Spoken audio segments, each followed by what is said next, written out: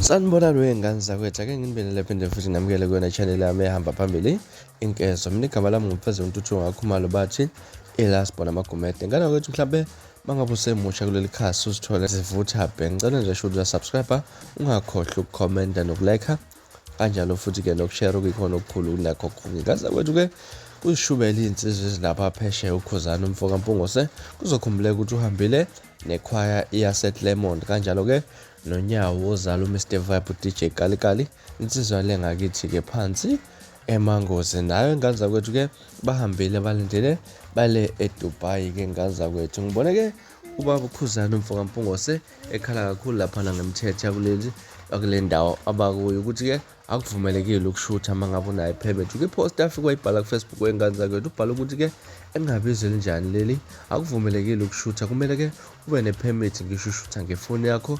Uma umuntu wakhona ecela ukushutha nawo ushutha ngefoni yakhe, akumele ashuthe engeyakho. Ubhale kanjalo ingane zakwethu-ke ukuthi uma ngabe ushutha kuleli zwe abakulona kumele ube nephemiti. Ngale kwalokho akuvumelekile ukuthi-ke uthathe iy'thombe noma ngabe umuntu-ke efuna ukushutha nawe, kodwa kumele ushuthe ngefoni yakho, kumele kushuthe ngayakhe ngoba yena cishe mhlampe usuke ene-permission yokushutha kuleyo ndawo. Ngane zakwethu-ke asazi ngoba uKhuzani bakuthanda kanjani ukushutha-ke ukuthi into abazoyithini le, noma bazobe namathikithi njenge-moto asazi wey'ngane zakwethu.